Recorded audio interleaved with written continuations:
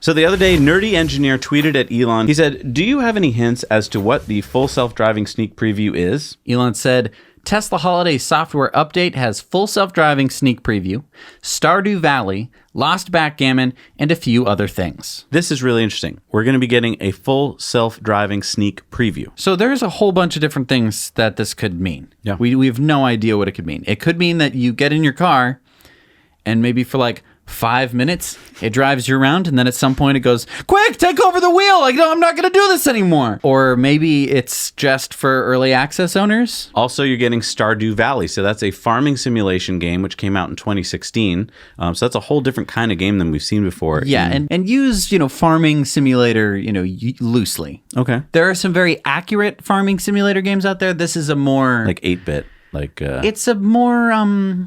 It's a very relaxing game. I think a lot of people will enjoy it. Like it's like very good while you're waiting at the airport for someone. It's very laid back. It's not high intensity. You're not gonna have to worry about your crops as much. What is Lost Backgammon? All I could find was that backgammon was played a lot on the TV show Lost.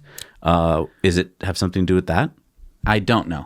Maybe they invented a new board game called Lost Backgammon. I don't know. Comment below if you know what that is. Maybe it's an old medieval version of backgammon that was lost and now it's found. We have no idea. Going back to the full self-driving sneak preview, could this be a coast-to-coast drive that Elon has hinted at before? And maybe they're going to be driving along the new Trans-Canadian Highway route that they just opened up? And maybe they've already done it because it all came online in one day. So maybe they kept it quiet, but they were using it? There's potential for that. I think that these roads haven't been frequented by Teslas as much since they've been outside of the range of supercharging, which means that it's less likely because they don't have any of the learnings on those specific roads. But I would argue that it would make a much stronger case for Tesla if they were able to pull that off. And then they'd say and most Tesla owners hadn't even driven on this road. That would be impressive. You know what, though? I just saw this tweet that came in from Elon. Yeah. Tesla owner Silicon Valley asked, do we need hardware version 3 in order to get the full self-driving sneak peek? And Elon said...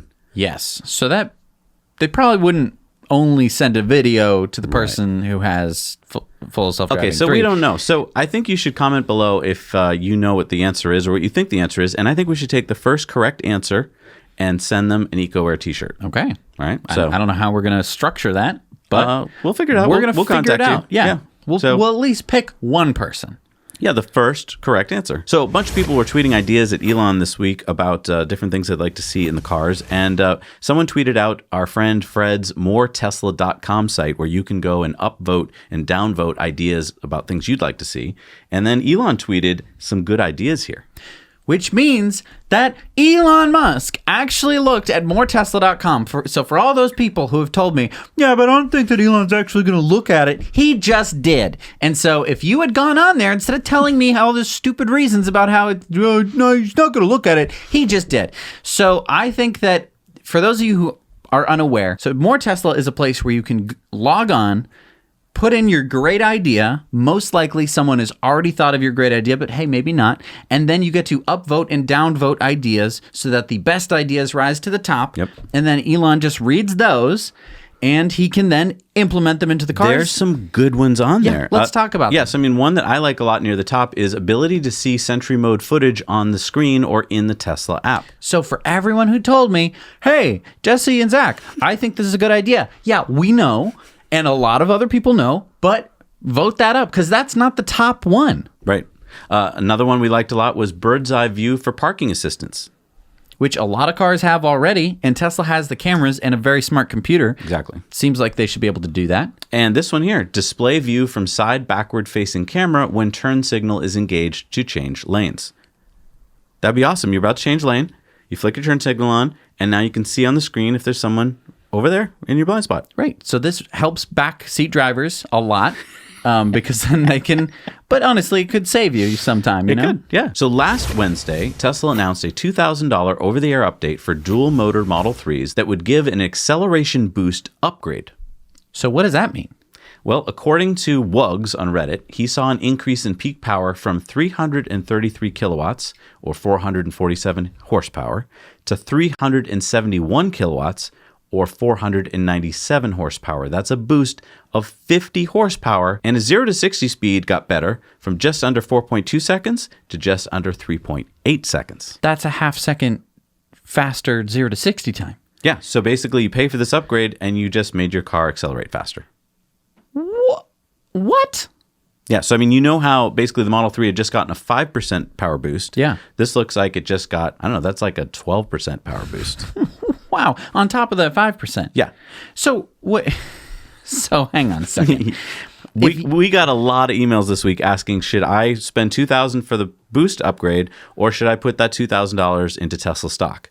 And it really depends on your case. Depends on what you're trying to accomplish. Right. Are you trying to go faster or are you trying to make money? Right. If you have a car, like a normal gas-burning car, Okay. I wouldn't call them normal. I'd call them Antiquated. pretty flawed and Clunkers? abnormal.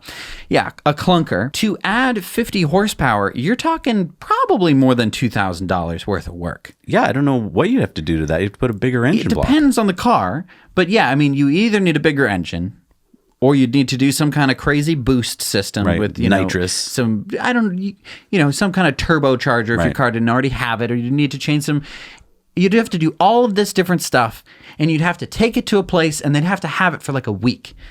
With this, you literally press a button, you type in your credit card information, and then through the air, this is like Willy Wonka stuff. Like when they're in the thing and the Mike TV's floating through the air. Mike TV, except this is a power upgrade, is floating to your car, loads into your car, and now your car goes faster. Yeah.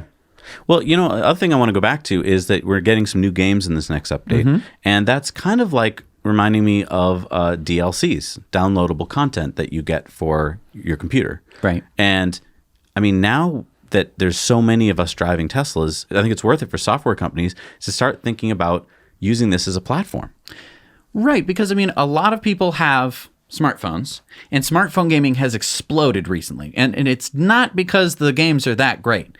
I would argue that a lot of the compared to games that have, powerful hardware behind them, most app games are not that exciting. It's because A, everyone has them, and B, everyone has them on them all the time. So if everyone's in their Tesla all the time and you could be playing these games, it would make sense that you'd want to have apps in the car. I mean, I think that Tesla should seriously consider installing an SSD, a solid state drive, so that they could store a lot more content, like games. Right. And then maybe they should start thinking about doing some kind of subscription model or pay-as-you-use model. Or, I mean, you could even do like trial model where like for this whole week, you're going to get to try out the new games and get people kind of hooked. And I mean, we talked about this before, right?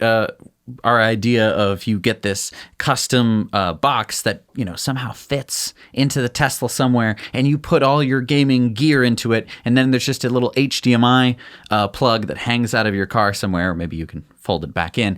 But you plug that into your gaming system, and now your screen is a full-sized gaming PC if you want to, or maybe you could even buy a PS4, Tesla adapter box version thing.